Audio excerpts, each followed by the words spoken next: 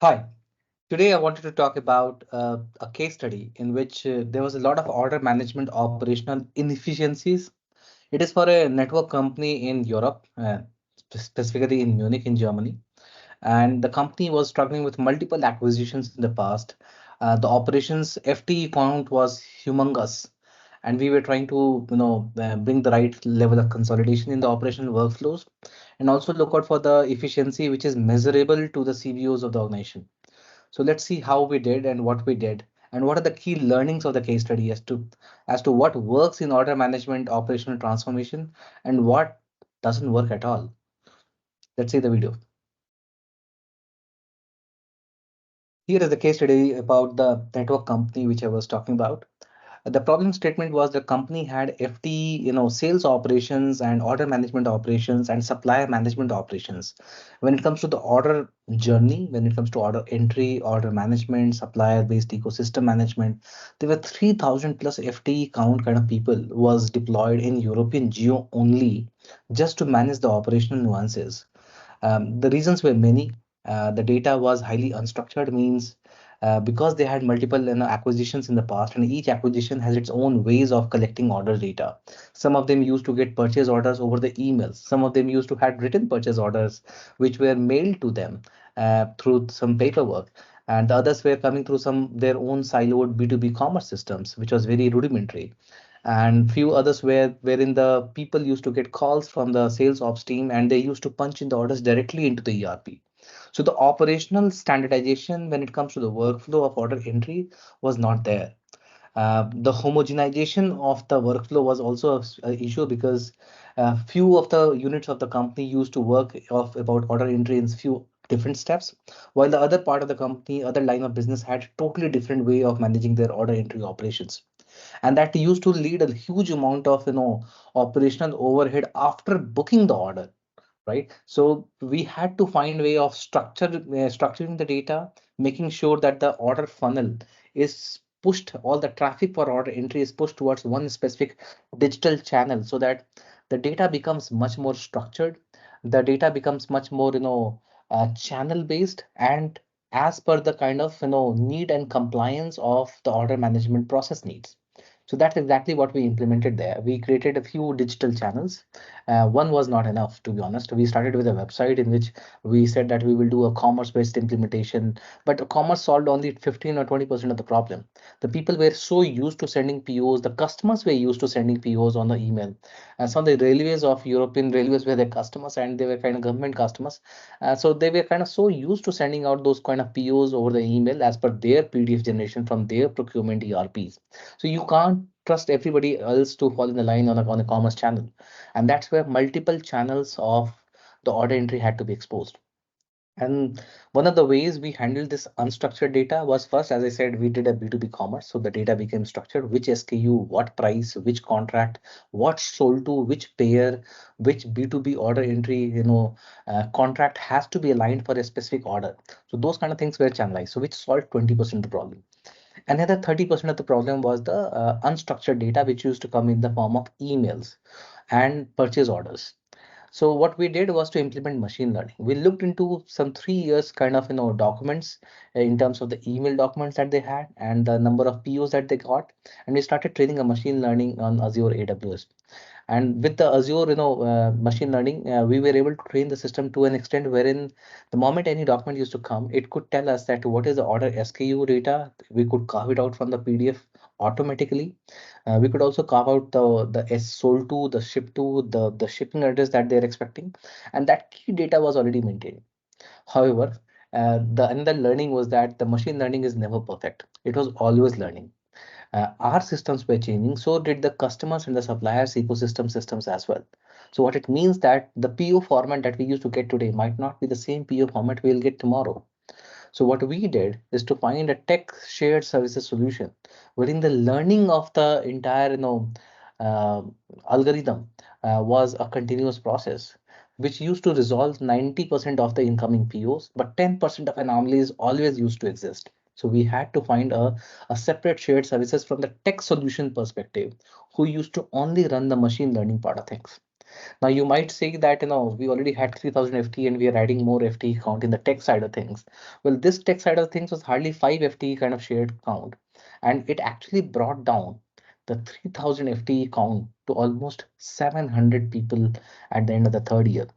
So that's the predicted outcome that we deliver to the customer, wherein almost 60% of orders which were going through multiple different workflows actually got eliminated. The volume got eliminated from human interaction and was pushed towards automation through digital channels as well as the machine learning based things. Now, machine learning can extract the information, but it cannot push the information to your ERPs. It cannot orchestrate your information towards multiple commerce, multiple ERP or supplier tables that you might have. So that's where the BPM, the business process management suite, came into the picture. It used to automatically pick up the CSV outputs of the machine learning, pick up the order data from there, used to process it through the workflow and push it to the right level of ERP application where required. So what I'm trying to tell you that the customer, even though they had multiple order management ERP, they didn't wait for 3 years for the entire ERP to evolve. They put a very basic workflow system which would orchestrate the data coming from machine learning and push it to the right level of ERP and commerce channel, thereby digitalizing the entire process, making it reportable, making it structured, and then also a bit of monitorable and efficiency calculation could have been done on those workflow. So that's the kind of model we transitioned the customer for the next 30% of the volume of the order management. The third part was the supplier ecosystem. The suppliers, even though they were a very large company, the orders were sometimes that complex that it needed some services, some other top-up products, which they used to sell to their customers as value-add products. So the supplier portals also used to be needs to be notified that even though I have 80% of the content and the product that I need to fulfill the order, the last 20% will still need the supplier input. And for those things, we started opening REST API for the suppliers, and we mandated our suppliers that you are forced to use this REST API to your channel so that you can seamlessly work with our systems and can deliver the products as per the contracts that we have. So the supplier systems were also influenced by our architecture, wherein our APIs were exposing order data and the demand for those suppliers through API on the spot. So the moment orders were punched in within 1 hour, an API was fired to the suppliers that these are the delta items which we need you to fulfill within 3 days of time. And that's how the supplier workflow also got orchestrated. The BPM part of things was also extended to the supplier so that they could also come and see the overall order history and can plug in their information into the BPM systems so the customer could also see that what is coming through and they could be notified. The organization who was actually serving the customer, they could see the overall completeness of the order and the fulfillment strategy and can punch in the right level of strategy as required. Last but not the least, the business outcome part. We always feel that we can automate a lot of things. The robotics process automation was employed, and with RP Orchestrator, it was a fairly good business outcome. If I have to give you some ratio in the mind, 2.75 FTE per RPA, which means almost 3 people efficiency can be achieved by one robotics process automation if you do it right. And that was the kind of level of automation we could achieve there. So for some decent another 20% of the FTE count, we did a lot of robotics implementation. It was not very efficient in the first quarter. By the time you hit the fifth or the sixth month of the implementation with RPA, you should be just fine and should simulate all possible use cases that a human can perform. So the order management can be automated a lot of things through RPA as in a very non-intrusive way. You don't have to change the architecture. You just have to train the system as to where the robot can work and how the data can be processed in a very non-intrusive way towards your order management ERPs. So RPA did another kind of wonder for the next 20%. Last but not the least, we implemented a process data science via Celonis. It was not immediate.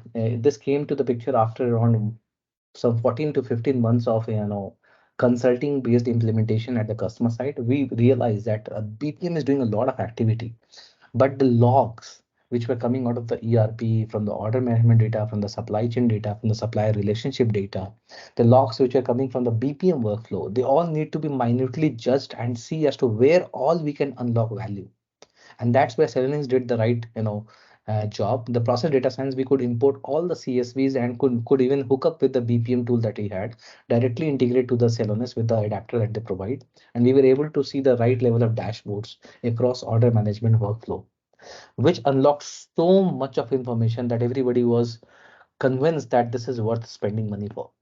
If you can evidence what exactly you have achieved by using process data science, nobody in your transformation will question, did your money actually got well spent or not? And that's what we did. We not just consulted and implemented, we also showed the evidence of progress via implementing process data science and pulled out the exact small pointers which could further accelerate the digital transformation. So that's the overall story that I had so far. Last but not the least, transition management, change management was always tough. And we had to work through the CBO of the company to make it work across multiple acquisitions. So executive touch was super important in this entire ecosystem. In fact, even before we started doing all these implementations, there's a lot of pre-study was done uh, on the papers to see the financial part of things, because the business solution was priority for the CBO. That his aim was that by the end of third year, I should be seeing 60% reduction in FTE count from what I do. People should be doing solutioning, but not sales operations, because sales should be evident from the contracts that we already have. And that was true. It was well achieved in 3 years' time, and we are further accelerating that order management process with the help of our peers in there. Well, this is something which I did in one of my as an individual experience. It was not part of T24 Global, but the case study, the value that it brought to the table to the customer, to my own learnings was amazing, and hence wanted to share out. My name is Anand. I'm reachable at Anand underscore Sagar at live.com, and also reachable at Anand at the rate of T24global.com as my email IDs. You can always reach me for consulting services. Thank you for your time.